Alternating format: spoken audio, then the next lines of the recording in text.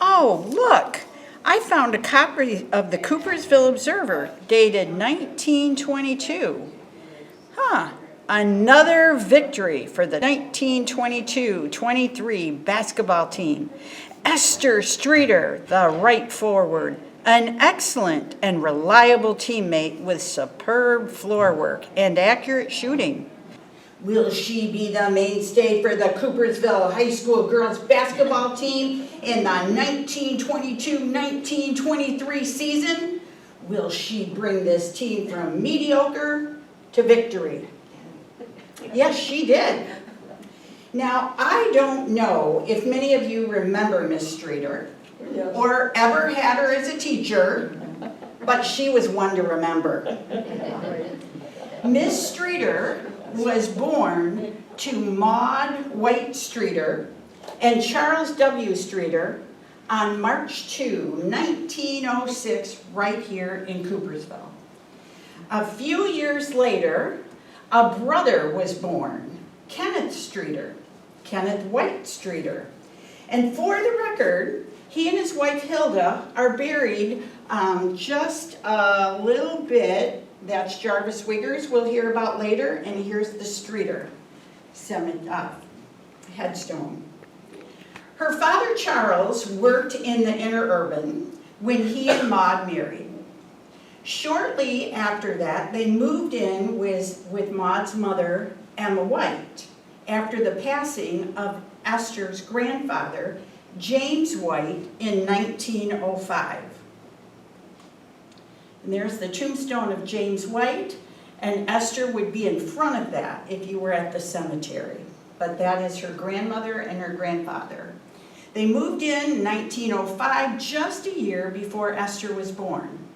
And so you know that Emma only had one child, and that was Maud.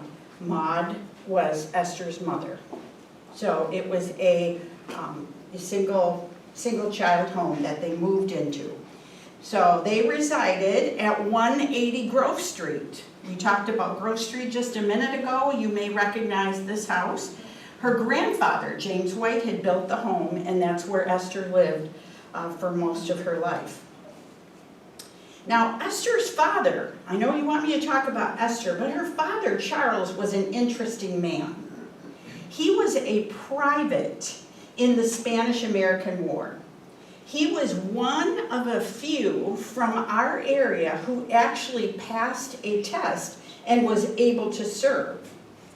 The muster rolls show his acceptance on 6/3/1898.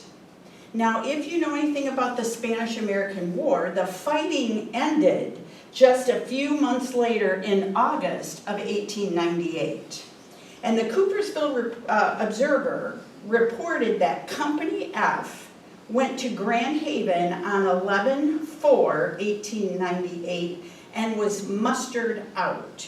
So he didn't serve long. And if you remember the photo that I showed you that had James White's headstone, as Charles is located right there, and that's how we know his military records. It's located on his military stone. Well, Charles bought a grocery store in the early 1900s. And this picture is very clear. It is on our website. When you blow it up, it doesn't look as clear. But this was the grocery store that he bought in the early 1900s. And he had operated that from 1906 to 1912 when he sold the business. We found some commercials that he had advertised in the Observer as well. And the store that he sold, it became the Lau grocery store. And it's the same location where the Coopersville Variety Store was for so many years, and it is now home to the AKA Salon. In 1918, the last year of World War I, very interesting to note, the draft age was extended to men of 45 years old, and it got him a draft notice.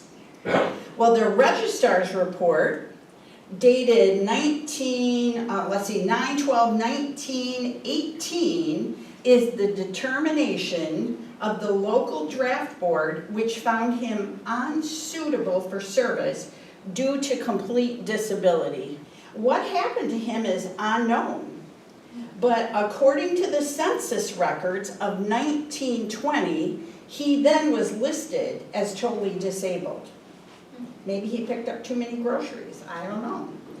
Esther's mother that year in 1920, she was listed as an assistant at the post office. Later, Maud, Esther's mother, worked as a librarian, and her grandmother, Emma, was on the library board. Her mother and grandmother were both members of the Eastern Star. They were granted lifelong membership after their husbands passed away. They were very involved in the community, and they likely instilled Esther's love of literature. Esther was a star basketball player, and she carried that love throughout her lifetime. In high school, she was involved in orchestra, and I'll point her out on this one too. Same look, right there. So she was involved in orchestra, track, campfire, and class history. But basketball was her passion. There's her high school senior picture. She was so involved in basketball, and she loved teaching, so she ended up pursuing that, as we know, as a career. After graduating from Coopersville in 1923, she attended Kalamazoo Normal, which is now known as Western. She went there for 4 years. After graduation, she began teaching at Three Rivers Public High School near Kalamazoo, and she worked there for several years. She came back to Coopersville in 1933, and her first assignment was in the one-room schoolhouse for Marshall School. Anyone remember Marshall School? She was the one-room schoolhouse there because their teacher had been involved in a bad car accident. So in 1934, she began her long career in the high school, teaching in the 1908 building. She eventually became the athletic coach, modern history teacher, library teacher, or literary teacher, and hosted the library club at Coopersville High School. By 1940, she had earned her master's degree from the University of Michigan. She even had a short stint as a high school principal, which was the slide at the beginning of the show, showed her when she was the principal. She was one of a few teachers who taught in all three of the high schools. She taught in the 1908 building, the 1936 building, and the 1960 building, which is still there today. She worked at Coopersville High Schools for roughly 40 years before she retired in 1971. Many of these photos will look familiar to you from yearbooks. Esther was a lifelong learner. Several of her summer trips are mentioned in the Observer. In particular, in 1935, she enjoyed an Eastern trip and wrote to her mother about a visit to the national capital in Washington, D.C. She wrote that she had seen all the points of interest and visited Arlington, the Smithsonian Institution, the Congressional Library, and had listened to a concert by the United States Army Band. Following her visit to Washington, her tour then was to go to Annapolis and conclude in Fort Worth, Texas. And this is in 1935, a single woman. While teaching at Coopersville, she was known to be an old maid, and she fiddled with her bra strap all the time while she was teaching, but maybe it was because she had to dig out her tissues from her bra. And any boys who had Miss Streeter could attest to the fact that she liked the boys over the girls. She would sit on the edge of the desk with her legs crossed and talk to the boys. She especially enjoyed talking to the athletes about their games and their sports meetings. Now, though she was known as an old maid, many might not have known that she actually did get married later in life. Do you know that? Yeah, very late. Very late in life.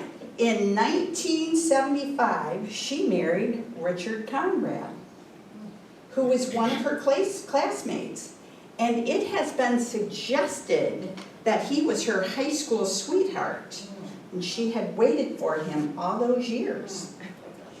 He was more scholarly than Miss Streeter, and in their 1923 yearbook, it was written that Richard was going to be a Harvard genius, and Esther Streeter would become a trapeze artist.